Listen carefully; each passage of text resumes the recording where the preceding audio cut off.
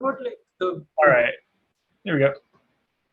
So this is the code organization call for August 19th, 2021. There are not many people here and there's not much on the agenda, so it might be a short meeting, but welcome.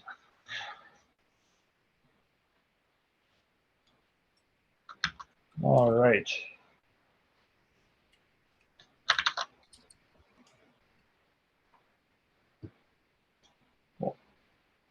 And just we'll throw that in the chat. Where is the chat? There it is.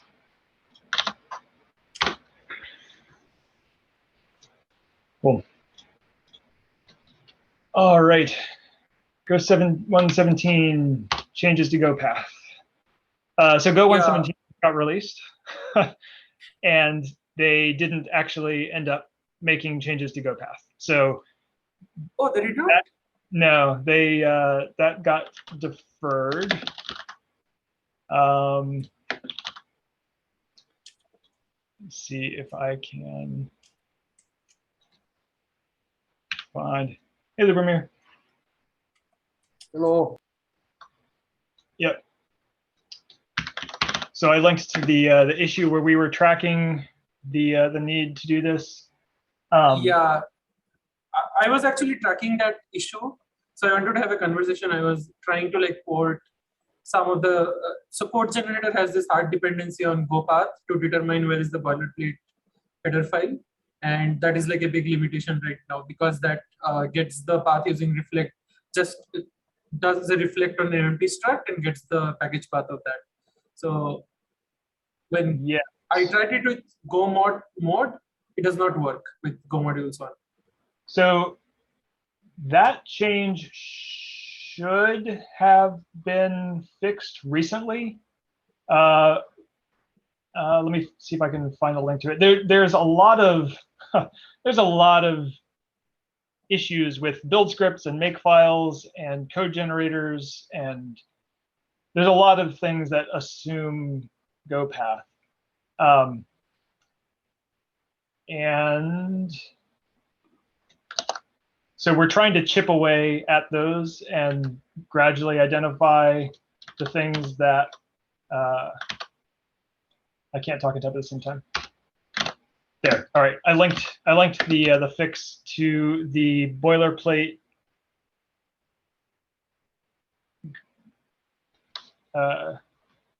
change. Yeah. So we're basically trying to chip away at what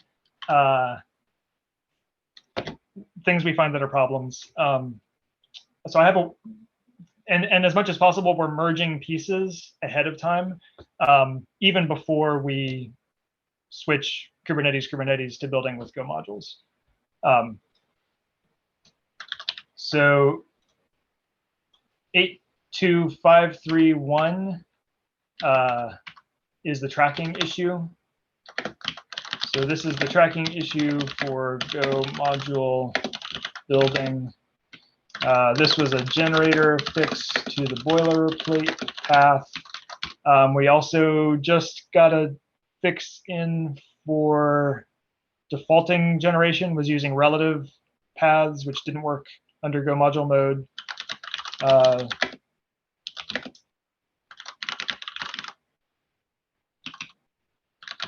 So that merged. And then there's a work in progress. I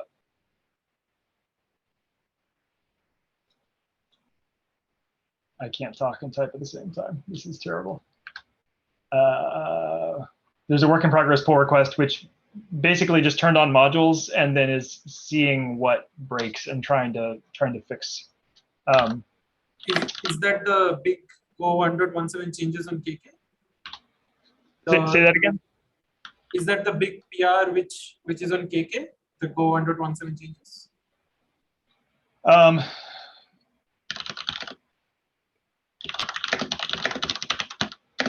No, that's separate from Go 117. So the one I just linked, 99226,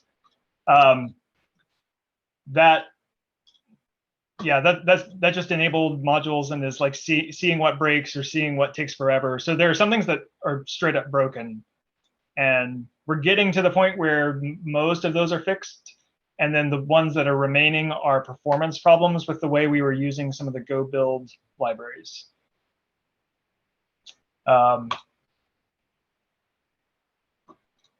So I remember there was an issue with Django. So since Django uses the old way of doing things and still does not have packages.load, but there's a big issue on the Go repository about packages.load having like multiple Go list calls, which eventually making it slow because of file system bottlenecks. So is it something which is there in the Go team's priority list that they want to solve? Or how do we proceed? Because we are now blocked on that. We can't make changes. Yeah, so that's a good question. So Tim Hawken and I have been bringing this up with the Go team, especially when we thought Go 117 was going to pull the rug out from under our feet on this. And so they know that we are impacted by this. It's not clear yet whether they intend to improve the things that are impacting us or just wait longer to drop GoPath support.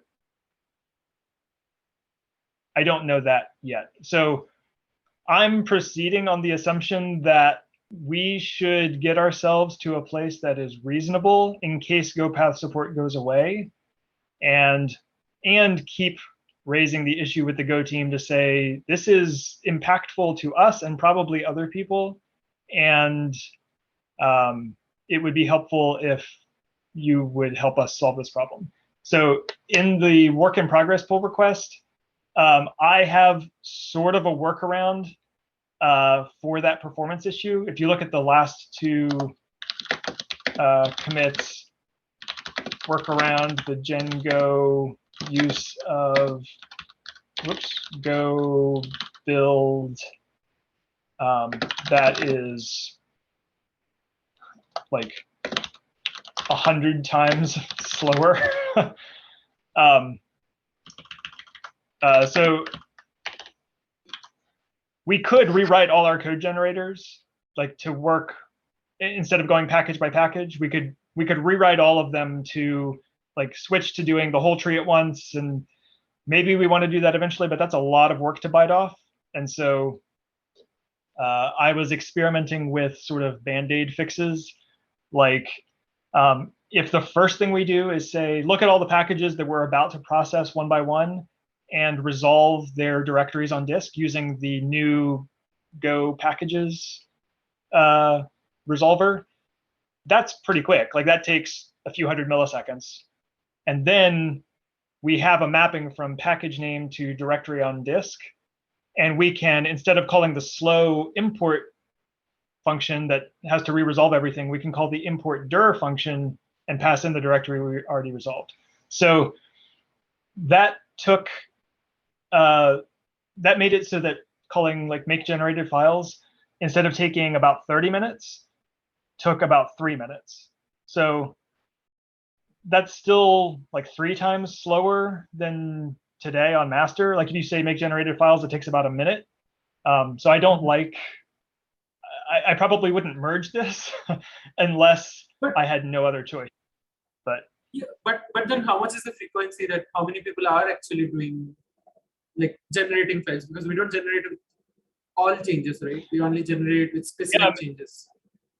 Every time if you like run a build, it calls make generated files. This is like OpenAPI and defaulter gen and defaults, deep copies, things like that. So it's pretty much every time you do anything, you're actually going to call this make file. Mm-hmm. So yeah, I'm not happy with it being slower, but that would compound. Like if Go 118 dropped to GoPath support, I could merge this and we could survive. And those things being slow would probably motivate us to rewrite them. Yeah. Also, like, do we give any contracts to external users of the code generator ecosystem. Like, because I know that many people do use cluster API, a lot of projects do use the code generator.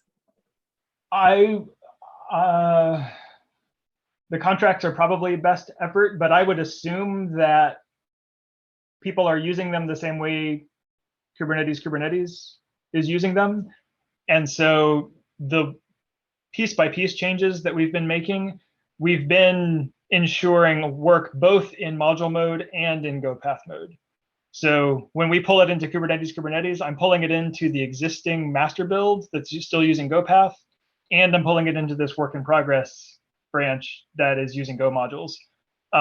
Places where Django is doing things that we know will break once module mode is completely enabled, I'm adding warnings for, because like at whatever point Go drops GoPath support, like regardless of what Django is doing, people will be affected. So here's an example of a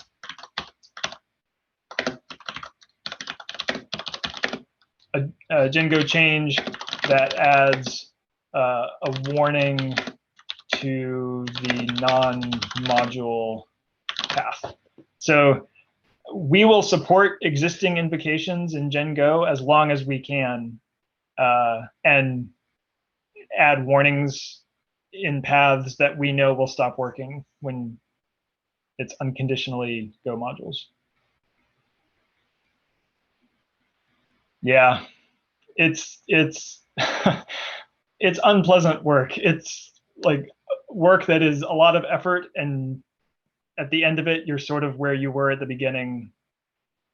It doesn't feel like you've accomplished much, but at least the Go team is aware, and so I don't think they will just drop it without at least syncing with us.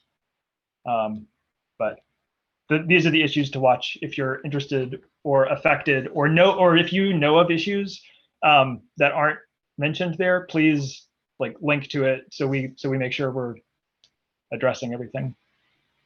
Yeah, the reason I brought this up was like I was trying to have a dig at like moving from the older way of loading packages to the newer way of loading packages, and I myself like hit all those roadblocks. And I was curious, like, how do I go about them? And I plan to discuss this in one of the Code Org meetings, and it's good that we synced on this, and I know like what is happening. Yeah, I mean, at the very least, like add the label to the if there's an issue, open an issue for it. Make sure there's an issue for it. Add the label, tag Tim, Håkan, or I, or Dims, just so we can kind of the label is the big thing, so we can see the issues people are having. If it is outside of Kubernetes, then also servicing it up to the Go repository. There are some issues there around like use of the packages stuff. So there's one around the performance, and then Tim Håkan has opened a couple issues. So if it's outside Kubernetes, I'd be interested to know about it just for my own information, but making sure the Go team has visibility is important too. No, I was actually looking on behalf of the Kubernetes project itself. I was trying to investigate that and like fix that, because like I saw like several people had commented on that issue, like they would love to see this happen, see this migration happen. So I was like, okay, let's just take it up. I was interested in understanding that stuff. So yeah, that's where I was. Yeah. I get frustrated with people who wait to the last minute to get off of deprecated stuff, but then I realize I do the same thing with like Kubernetes build stuff. It's like, oh, GoPath is going away. It's like, oh, well, I'll worry about that the release it goes away because I've got too much else to do. So I do the same thing. Speaking of Go 117, something that is impactful to efforts that we have is the behavior of Go mod tidy and Go mod graph. So the dependency stats pre-submit in Kubernetes uses go mod graph to figure out what our direct dependencies are and what our indirect dependencies are, and to check information about our dependencies. And Go 117 denormalizes all transitive dependencies into the root go mod file, which means that when you say go mod graph, there is an edge from K8s.io Kubernetes to every dependency in our tree. And so that will make it hard now to understand like what is going on. Right. So it basically wrecks our use of go mod graph. I raised this with the Go team. Let me find the issue.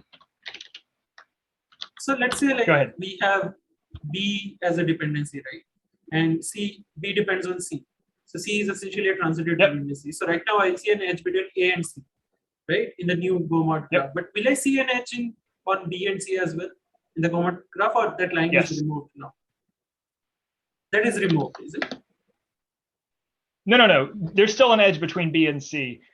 But I see A and C also. That's like added lines to, okay. I think it is. Now it's decorated, like if you go look at the root go mod file, it's decorated and it says like this is an indirect reference. But that doesn't show up in go mod graph. Go mod graph shows all edges, whether they're direct or indirect. It's whether it's included in the go mod file at all. The reason they did this was so that the top level module records all the transitive dependencies, so that when you do Go operations, it doesn't have to go out and fetch all the intermediate Go mod files. So I don't know if you've seen, like when you're working in module mode, sometimes you'll say like go test something or other, and it'll like go fetch 35 dependencies. And right now it has to fetch not only the dependencies you're actually using code from, like for the packages you're using, it has to fetch all dependencies in the tree, even ones you're not using, so that it can figure out the minimum version selected for things. And so by denormalizing up to the top, they remove the need to transitively fetch things you're not actually using in your build. So there's a reason they did this, but the side effect is that it messes up our use of go mod graph. This won't happen immediately. We can still, in our go mod files, we can still say go 116, even if we're building with go 117, and we won't get this behavior yet, but we need to start thinking about, so if you look at the issue that I linked to, apparently we were always using go mod graph incorrectly. And so from the Go team's perspective, we didn't happen to be broken before, but there would still be edges that weren't necessarily direct dependencies. So they don't really see this as a breaking change. I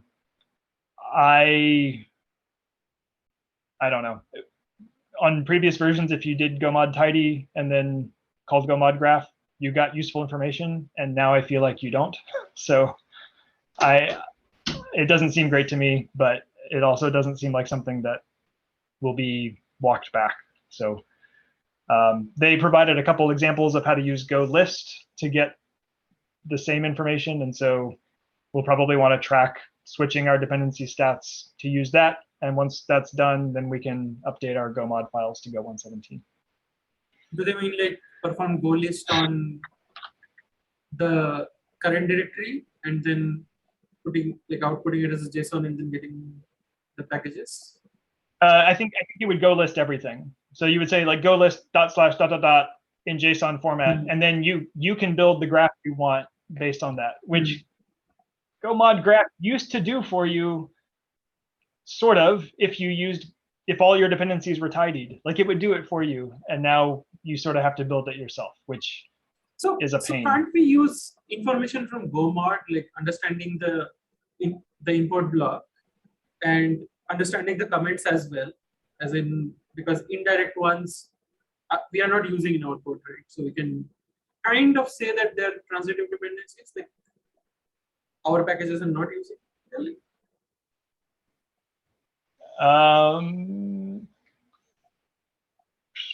So right now, I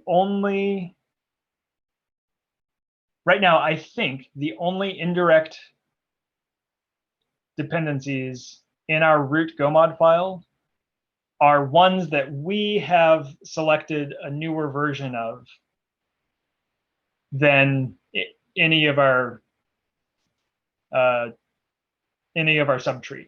So basically, the presence of an indirect dependency in our root GoMod file means that we have an opinion about what version it should be. And so if we are explicitly selecting that version, that seems reasonable to have as an edge in the graph, even if we don't have a Go file that imports that package. And so I guess today it shows up as a direct dependency, even if we're not technically using it in Go code directly in K2 Kubernetes. But hand wavy, it seems fair to have an edge there if we specifically selected that version for some reason. So, yeah. Anyway, so I think the first action item here is to open issue to switch dependency stats to use Go list instead of Go mod graph. And then after that's done, switch our Go mod files to Go 117. Oh, go ahead, Lubomir. Oh, they recommended this tool, Goda, or something like that. I didn't see it. Say that again. They recommended, the same maintainer recommended a tool that is called Goda that has a graph functionality. Did you check it? That's a good point. Or external tool like I looked at the docs for it a little bit, but I didn't dig into playing with it, so I hadn't had a chance to dig into it yet. I can help log in the issue at least to to do something useful. Okay, thank you. The good news is this isn't urgent. Like we can do this after we switch to building with Go 117, so that's nice. But if what we're doing now isn't going to work long term, it's easier to do that change gradually instead of at the last minute. So speaking of Go 117, that PR is in flight and looks close to being ready. There's a couple unit tests that still have to pass, and then the parse IP change that Antonio is working through. Other than that, as far as I know, we're ready to pick up 117. So hopefully that'll land soon. Is there anything else folks wanted to talk about?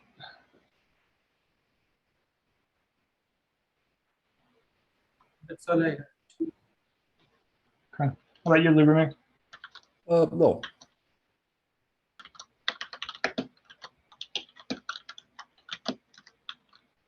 You're muted. I don't know if you're talking or not. No.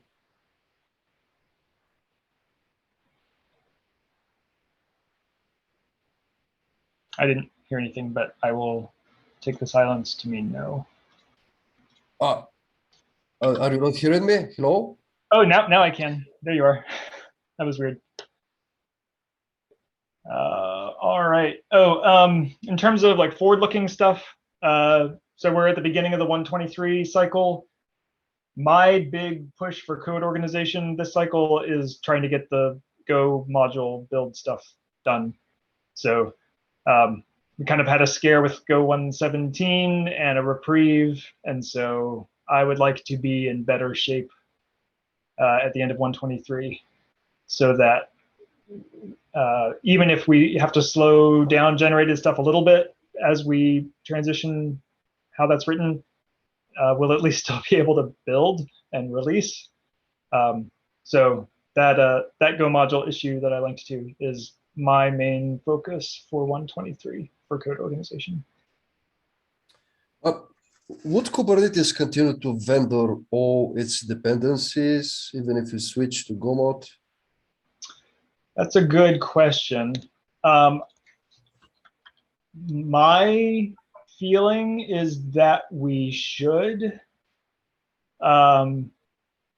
I think as someone who has to review a lot of dependency updates, a lot of things are caught by being able to see the code that's actually coming in, instead of it just looking like a 3 or 4 line change in a Go mod file, but in reality, it pulling in like a lot of concerning changes.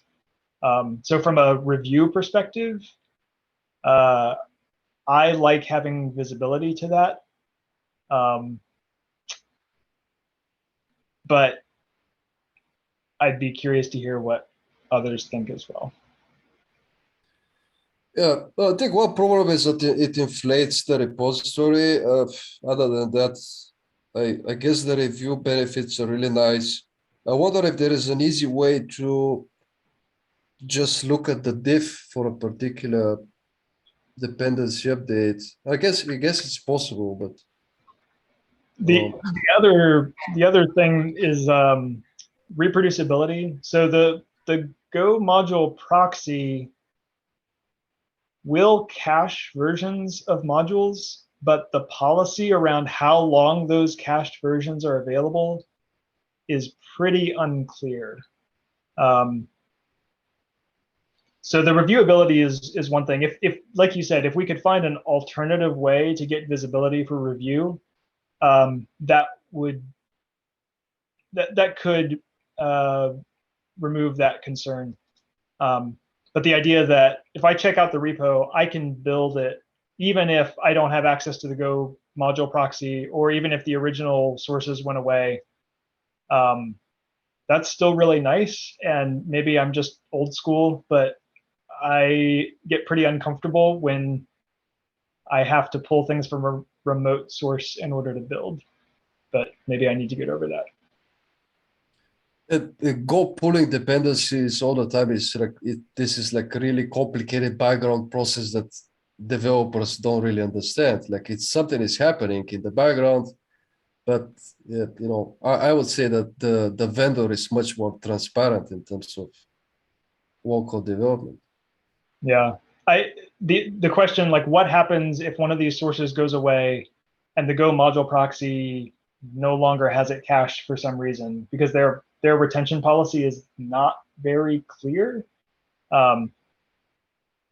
That's a significant question. Like, I think we would have to answer that before we dropped vendor. Yeah, these are good points. Yeah.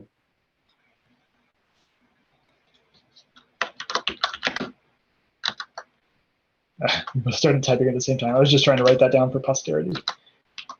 Go ahead, please feel free.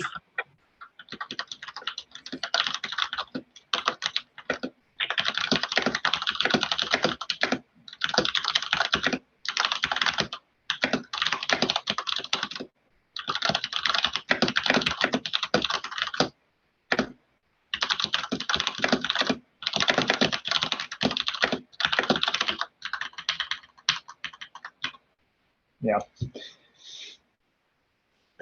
So dropping vendor is not on my radar as part of the Go module build changes.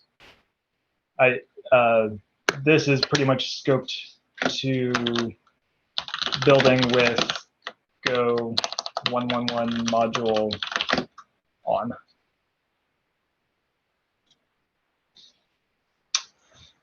All right. If no one has anything else, I think we'll end it there. See you on GitHub. Thanks, all. Bye bye. Yep.